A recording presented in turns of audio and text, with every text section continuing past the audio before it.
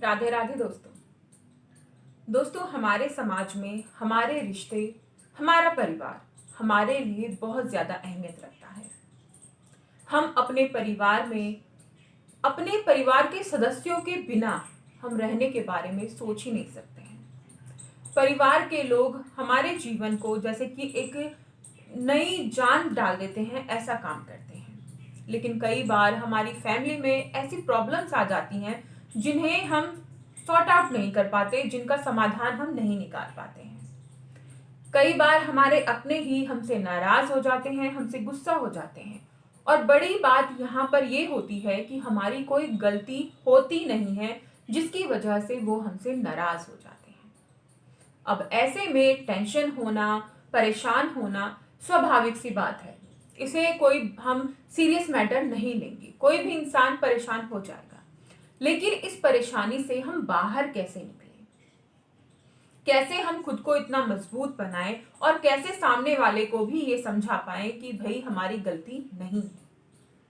दोस्तों सीधी सीधी बात ये है कि सामने वाले से आप बोल दीजिए कि भाई ऐसे ऐसे हुआ है और इसमें मेरी गलती नहीं है, और जो भी है सारी मिसअंडरस्टैंडिंग है। सामने वाला हो सकता है आपको समझ जाए और ऐसा भी हो सकता है कि आपको ना समझे।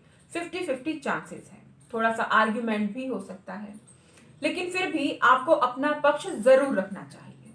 क्योंकि एक तो आपके मन में ये बोझ नहीं रहेगा, ये फीलिंग नहीं रहेगी कि आपने कोई गलती नहीं की और फिर भी सामने वाला नाराज है। आप अपना क्लियरिफिकेशन जरूर दीजिए।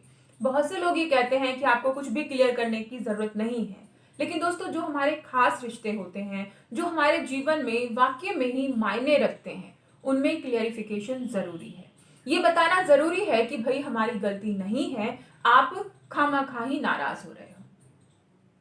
आप अपना पक्ष रख दीजिए, फिर जो होता है वो देख लेंगे। सामने वाला मानता है तो ठीक है, और नहीं मानता है तो आप खुद को इतना मजबूत बना के रखिए कि हाँ भाई आपने अपना पक्ष रखा, आपने जो सच था, जो सच्चाई थी, आपने वो बताई।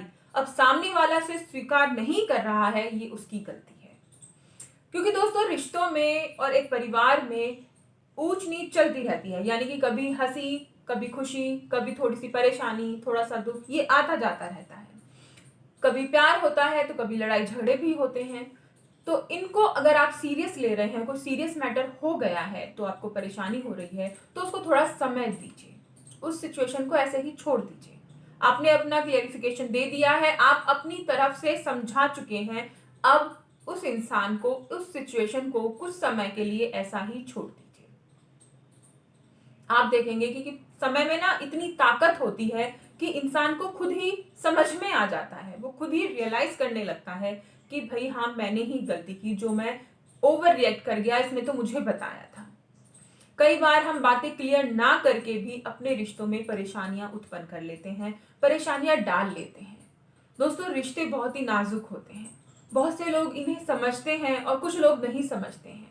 कुछ लोग सिर्फ अपने मुंह से बोलते हैं, बड़बड़ कर देते हैं और हो गया काम।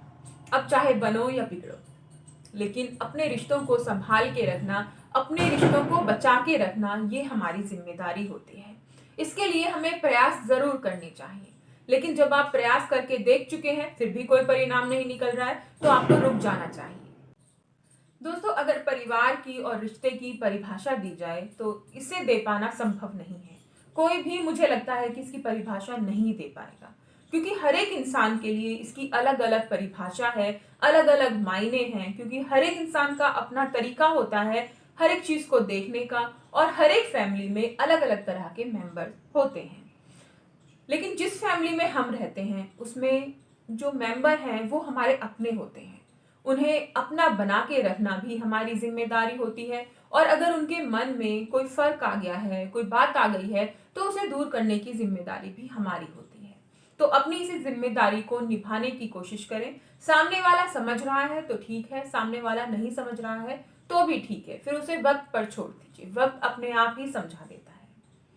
दोस्तों मैं आशा करती हूँ ये जानकारी आप लोगों के लिए फायदेमंद साबित हुई हो और आप लोगों को पसंद आई हो। दोस्तों अगर ये वीडियो आप लोगों को पसंद आई तो मुझे कमेंट करके जरूर बताइएगा, और इस जानकारी को अपने दोस्तों के साथ शेयर कीजिएगा, चैनल को सब्सक्राइब कीजिए।